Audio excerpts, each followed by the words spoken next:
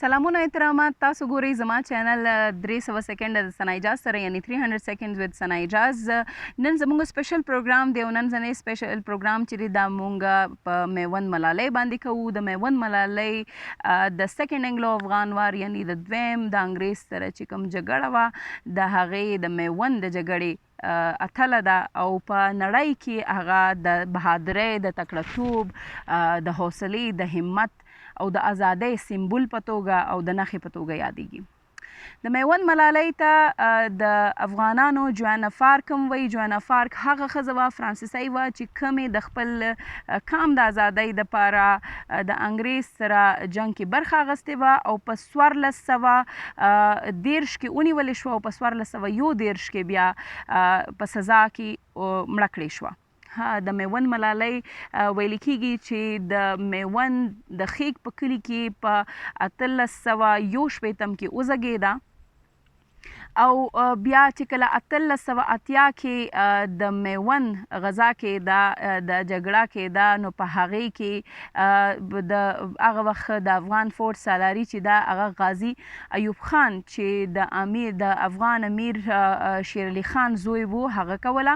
او هغه سره چې کوم فوج کې کسان وو په هغې کې د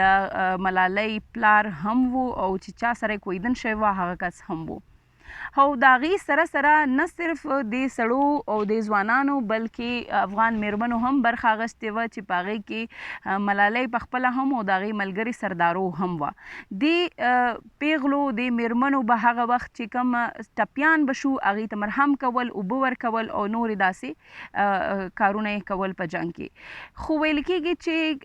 دغه وخت د انګرېز فوج سالاري چې ده هغه برګیډیر جنرال جارج بروس کوله او د هغې تعداد هم زیات وو او بل دا ویل کېږي چې بل روایت دا هم دی چې نه دا کم کسان وو بلکې صرف 2 برګیډه وو چې کم د میوند په مقام باندې جنګېدل، ډېر کم خلک وو. خو دلته ویل کېږي چې کله سهار دا جګړه پیل شوه نو افغانانو حوصلې همت ډېر زیات وو، خو تر د غرمې پورې بلاشې افغانان شهیدان کړي شو، بلاشې ټپیان شو. نو غازي ایوب خان ته هم په غرمه پورې خپله ماته ښکارېده. په دغه وخت کې د بده مرغه د افغان فوج چې کوم بیرغچي وو چې چا چې بیرغ اوچت کړی وو هغه هم په مرمۍ ولګېدو او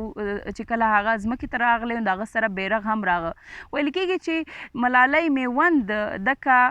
بیرغ پورته کړو او ټپه یې وکړه. خو بل روایت دا هم دی چې نه بیرغ نه بلکې هغې خپل ټیکري صادر یا لوپټه اوچته کړه او هغه د لښتې سره وتړل او بیرغ یې ته جوړ کړو او ټپه یې وکړه. د هغې ټپې باندې خو به خبره کوو، خو دغه وخت کې هغې یو لنډۍ هم کولې وه. هغه لنډۍ دا وه چې خال به د یار له وینو کېږدم چې شین کې باغ کې ګل ګلاب وشرموینه. دا لنډۍ وکړه او د دې سره یې چې کومه ټپه وکړه او بیرغ یې پورته کړه نو هغه ټپه دا وه چې که په میوند کې شهید نه شوې، که په میوند کې شهید نه شوې، ګرانه لاليه بې ننګې له دې ساتینه. دغه وخت کې د بیرغ پورته کولو او د ټپې سره د افغان فوز همت دوباره بیرته راجګ شو او دغه سره هغې دا جنګ یا دا غزا چې ده دا وګټله. خو د بده مرغه دا هم دی چې دا هم یو حقیقت دی چې دې کې افغانانو 2,500 فوزیان چې دي هغه خپل د فوج برخه چې ده هغه شهیدان وبیلل او د هغې سره 1500 ټپیان شول. کله چې دا غزا وګټلې شوه او غازیان لګیا وو شهیدانو جسدونه یې راغونډول نو په دې کې ویل کېږي چې د میوند ملالۍ جسد هم و، د هغې د پلار او د هغې چا سره چې کویدن شوی هغه هم و. نو غازي ایوب خان دا حکم ورکړو چې دی هم دلته ښخ کړي شي د شهیدانو سره. نو هغې هم چې د میوند د ملالۍ صلې اوس هم ویل کېږي چې د کاریز په کلي کې موجود دی، اوس هم خلک هغې خواله ځي او د غازي ایوب خان صلې چې دی هغه په پېښور کې د وزیر باغ په هدیره کې موجود دی. اوس هم په پېښور کې چې څوک غواړي چې هغه د 28 جولای ومانځي نو هغې هر کال د هغه صلي ته خواته ځي. دا خو د میوند د ملالۍ دغه وه او ویل کېږي داسې د همدرد په یو شعر به زه خپل دغه ختموم. هغه ویل کېږي چې زما ملالۍ پرې د لوی میوند غذا ګټلې زاهده ته ده یا قربان د زوره څه خبر یې نو دا خو د همت او د بهادرۍ کیسه وه د میوند د ملالۍ په کار دی چې موږ خپل اتلان یې ولمانځو او که تاسو غواړئ چې په 300 سکنډ کې دقسې ډېرو خبرو نه خبر شئ نو زموږ چینل